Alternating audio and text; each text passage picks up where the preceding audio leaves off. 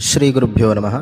మన జీవితంలో ఏదైనా ఒక కష్టం, స్ట్రగుల్ లేదా మానసిక ఒత్తిడి వచ్చినప్పుడు నాకే ఎందుకు ఈ కష్టాలు, నేను ఏం పాపం చేశాను అని చాలా బాధపడుతూ ఉంటాం. కానీ మన హిందూ ధర్మశాస్త్రాలు, పురాణాలు కష్టాల గురించి ఏం చెబుతున్నాయో తెలుసా? అసలు మనకు వచ్చే కష్టం లేదా కష్టం వెనుక ఉన్న పరమార్థం ఏంటి? ఈరోజు ఈ వీడియోలో చాలా ప్రాక్టికల్గా శాస్త్రాల ఆధారంగా తెలుసుకుందాం. వీడియోని ఎక్కడా కూడా స్కిప్ చేయకుండా చివరి వరకు చూడండి. సాంఖ్యకారిక మరియు మన పురాణాల ప్రకారం మనిషి అనుభవించే ప్రతి కష్టాన్ని 3 రకాలుగా వర్గీకరించారు. వీటినే త్రివిధ తాపాలు అంటారు. మీ కష్టానికి కారణం ఏంటో మీరే గుర్తుపట్టండి. 1. ఆధ్యాత్మిక తాపం.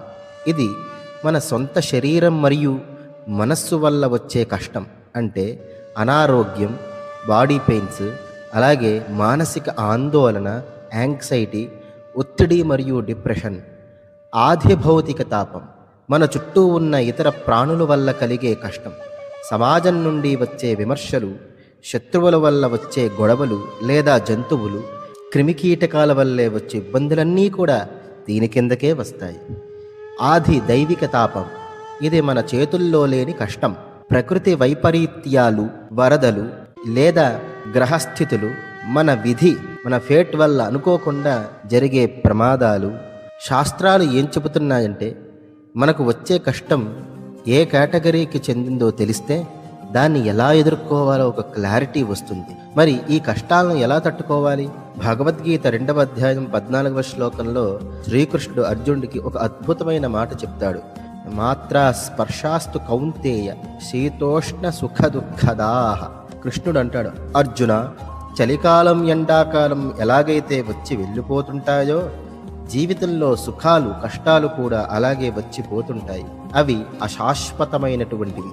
కాబట్టి వాటిని ఓర్పుతో భరించడం నేర్చుకో. దీనినే శాస్త్రంలో తితిక్ష, ఫర్బెరెన్స్ అంటారు. కష్టాన్ని చూసి పారిపోవడం కాదు, దాన్ని తట్టుకునే మానసిక శక్తిని పెంచుకోవడమే ధర్మం. హిందూ ధర్మంలో కష్టాన్ని తపస్సుతో పోల్చారు. తపస్సు అంటే కాల్చడం లేదా వేడిని పుట్టించడం. ఒక సంస్కృత సుభాషితం ఉంది, నా వినా పరీక్షణం రత్నం పరిష్క్రియతే. అంటే ఎంతో రాపిడికి గురైతే తప్ప ఒక మామూలు రాయి రత్నంగా మారదు. నిప్పుల్లో కాలితే తప్ప బంగారం స్వచ్ఛంగా మారదు. అలాగే మీరు పడుతున్నటువంటి కష్టం మిమ్మల్ని నష్టపరచడానికి కాదు, మీలోని అసలైన సామర్థ్యాన్ని బయటికి తీసి మిమ్మల్ని ఒక డైమండ్లా